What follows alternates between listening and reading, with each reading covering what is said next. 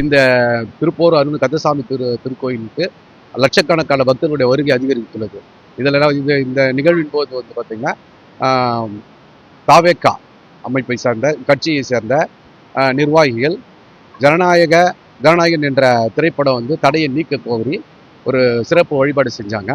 அது வரவேற்கத்தக்கது. நாங்கள் அதுக்குள்ளே போக விரும்பல. ஆனால் ஆகமத்தையும் மீறி கோவிலுடைய உத்தரவையும் மீறி வீடியோ எடுத்து அது வந்து ரீல்ஸாக வெளியிட்டிருக்காங்க. அது வந்து உண்மையாக கண்டிக்கத்தக்கது. இது முருக பக்தர்கள், இந்த பகுதி வாழ் முருக பக்தர்கள் என்று தமிழ்நாடு முழுவதும் இருக்கின்ற, உலகம் முழுவதும் இருக்கின்ற பக்தர்களை சென்று அடைஞ்சிருக்கு. அவங்களுடைய வேதனையை வந்து நாங்கள் கருத்துக்கேன்னா காவல்துறை புகார் கொடுத்துருக்கோம். துறை ரீதியாக நடவடிக்கைக்கு செயல் அலுவலரோட புகார் கொடுத்துருக்கோம்.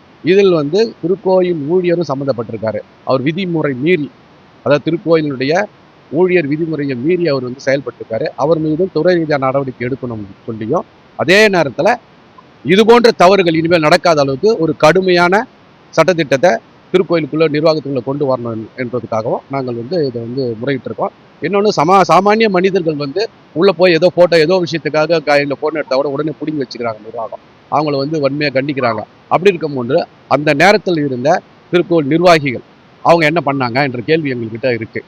அதுக்கு கோயில் நிர்வாகம் தகுந்த பதில் அதுக்கு.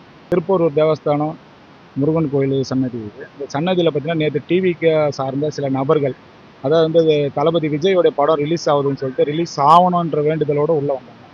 வந்தது நம்ம தவறுன்னு சொல்ல, எல்லாருக்கும் இறைவன் வந்து அருள் தேவைன்னு உள்ளே வந்தவங்க என்ன பண்ணுறாங்க, உள்ளே போயிட்டு நேராக கீழே வந்து இதுவரையும் கடைசி மூலவர் வரையும் வீடியோ எடுத்துட்டாங்க. வீடியோ எடுத்து இதுவரையும் அது வந்து ஆகம விதி பிரகாரம் நம்மளுடைய மூலவரை வெளிப்படுத்தக்கூடாது என்பது அரசுடைய கவனத்தில் அந்த விஷயம் இருக்குது. இங்கே இருக்கிற இந்து மக்கள், முருக பக்தர்கள் அனைவருக்குமே இந்த விஷயம் வந்து எல்லாருக்கும் நல்லா தெரியும். இந்த பகுதியில் வர எல்லா மக்களுக்கும் இந்த விஷயம் பதிவிட்டதுலேருந்து இங்கே இருக்கிற முருக பக்தர்கள், கிராமவாசிகள் அனைவரும் ஒரு பதட்டமான ஒரு சூழ்நிலை. இது மேல் மேல்முறையீடு நான் கண்டிப்பாக நடவடிக்கை எடுக்கிறோன்ற வார்த்தையும் கொடுத்தாரு. இது வந்து வருகின்ற காலங்களில் இது போன்ற செயல்கள் நடக்கக்கூடாது.